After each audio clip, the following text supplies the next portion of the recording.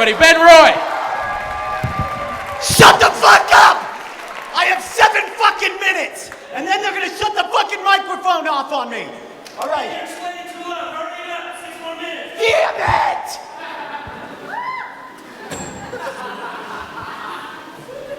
For my time, a big shot to win the Laugh Track trophy.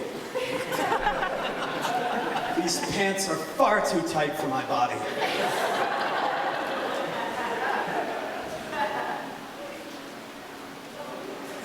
One minute down. Put that on your ballots. I'm sober. Anybody else sober? Yeah. Whatever. I don't care. Just past 2 years of sobriety, which fucking sucks. I don't understand why everybody talks about alcoholism like it's wicked fun. Like every comic story is about alcoholism is awesome. They're like, yo, you ever been so wasted? And then cue fun party story, right? Where my alcoholics at? But nobody ever follows where my alcoholics at with real alcoholic type shit, right? Nobody's ever like, yo, where my alcoholics at? Yo, you ever been so wasted you go home and push your couch in front of your door so your wife and your 5-year-old kid can't leave the apartment? Yo, let me ask you something. Yo, you ever been out, you've been fucked up drinking some nasty liquor, and you go to the bathroom in the morning and there be blood in the bowl?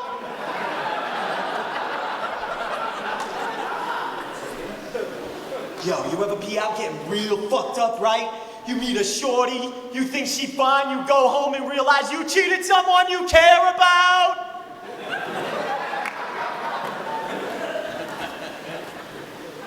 I know why people applaud being sober. It's because reasonable guess, and this is a lowball estimate, I would say 89 to 95% of you in here have a serious drug or alcohol problem. And that's, like I said, I'm just fucking lowballing. But like, I never understood this. When I mentioned I was sober on Facebook, because that's how you come out about everything nowadays, when I did, everybody likes to paint sobriety like it's this grand fucking thing. They're like, oh, Ben, congratulations. You must be so enlightened now. You must feel so good. You know, after your 3rd week, it's tough, but 4th week, you're gonna wake up, you're gonna have your first glass of fresh squeezed pomegranate juice. You will have had an acai and caramel colonic. You read a few chapters out of the I Ching, and you're gonna impregnate life with your hope-inspired happiness cock. I want you all to know something, truthfully. I want you all to know this, that I am sober, and I am still one miserable motherfucker. Like, I have found no enlightenment. Now some people find enlightenment, but that's because their lives when they were an addict was a cup of diarrhea, right?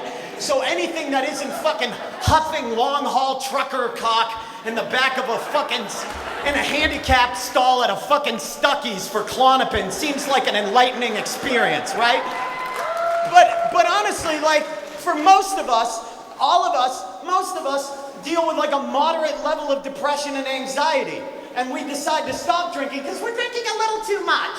And I should stop, right? And you think, I'm gonna feel better. But no, congratulations. All you did was took the liquid earmuffs off. And now your demons are way fucking louder, right? All your demons talk so much louder to you, right? They're like, really? You're wearing tight pants at 33. You know your dad had a house at 27? Oh, you're gonna write that joke down, Ginsburg. Really? You're gonna write that down? I want you to know that my inner dialogue is so much fucking louder now, it's ridiculous. Like, I hate what I'm saying to you right now. How the fuck is that possible? I hate me now. That's amazing. Every time I go to write a joke on a piece of paper, it's like me putting down a needle on a record, spinning my favorite self-hating classics.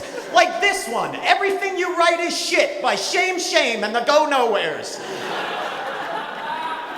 Being sober is not the fucking answer. Everybody tells you that you're gonna find some fucking happiness. It's not. Still fucking miserable.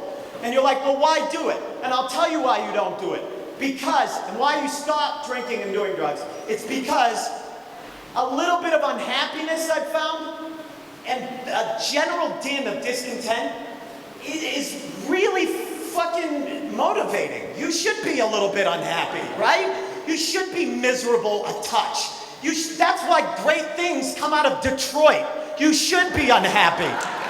That's the truth. That's an unhappy fucking place, right?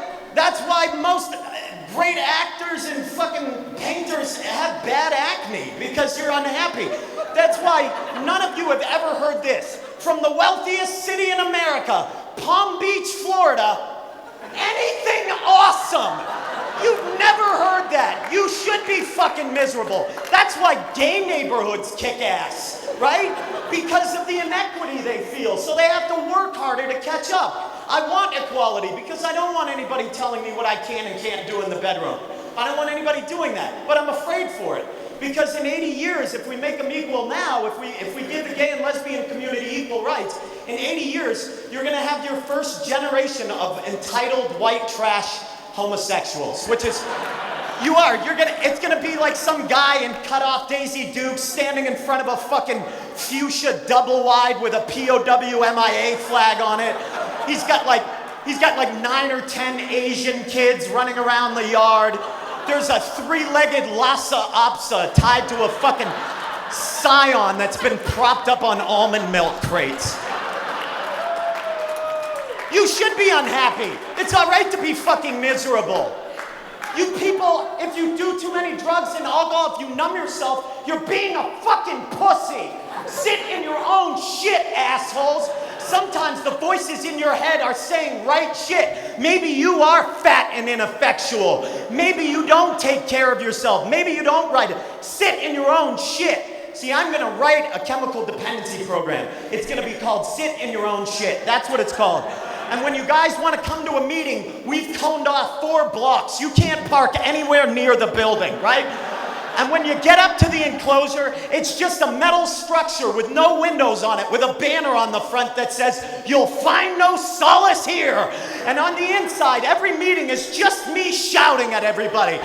Tom, how you doing today? I'll tell you what, I'm having panic attacks, but I'm clean and I wrote 4 chapters in my novel today. Woo! We're really living now, aren't we?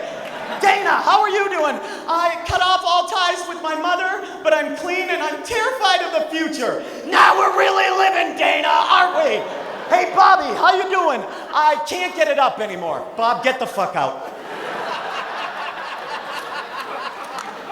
I told you, you can be part of the program, but you gotta be able to get your dick hard. You guys have been awesome. Enjoy the rest of it. Thanks a lot.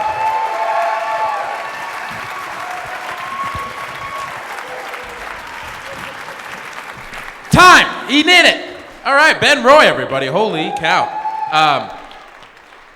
We're going to follow Ben Roy up with another Denver favorite.